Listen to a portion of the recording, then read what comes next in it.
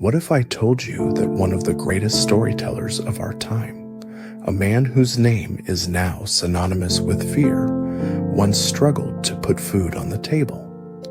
What if I told you that before the fame, before the movies, before the billions of books sold, he was a janitor, scribbling horror stories on scraps of paper in a tiny trailer?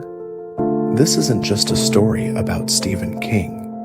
It's a story about perseverance through darkness, about believing in your own voice when no one else hears it. Welcome to the making of the King. In 1947, in the small town of Portland, Maine, a boy named Stephen Edwin King entered the world, unaware of the specters that would shape his life.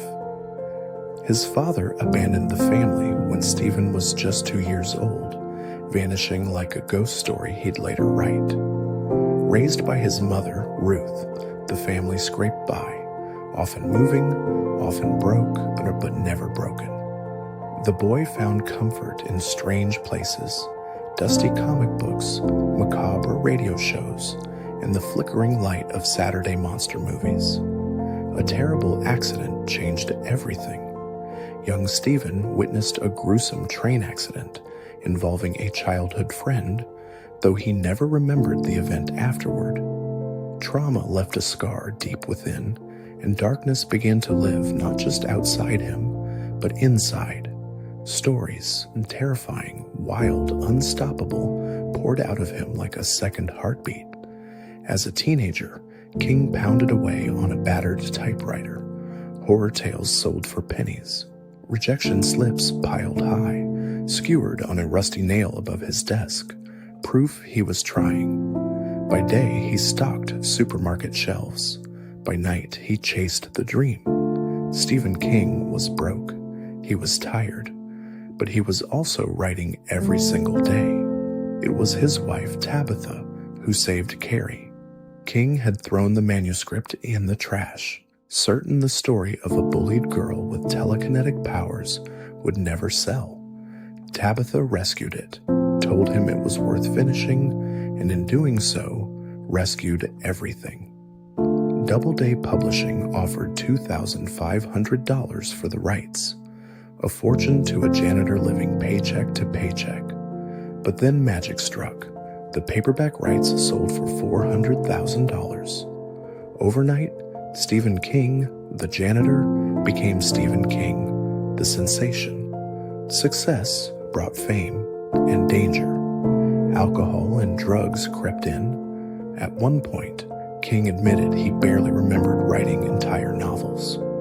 Fear wasn't just fiction anymore. It was personal. Addiction nearly devoured the very gift that had saved him. Intervention by his family forced him to face his demons, and this time he chose life. Clean and sober, King did what he always had. He wrote and wrote and wrote. The Stand, The Shining, IT Misery, The Dark Tower. Page after page, fear after fear, he built worlds readers couldn't escape, and secretly didn't want to. King was no longer writing just horror. He was crafting an American mythology. In 1999, a distracted driver struck King during his daily walk. Crushed ribs, shattered leg, broken hip. He was barely alive. But even then, the storyteller refused silence. In pain, in recovery, he kept writing, hammering out on writing. A memoir that became a Bible for every struggling artist who ever doubted themselves.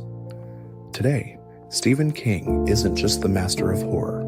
He is the master of resilience, of craft, of persistence.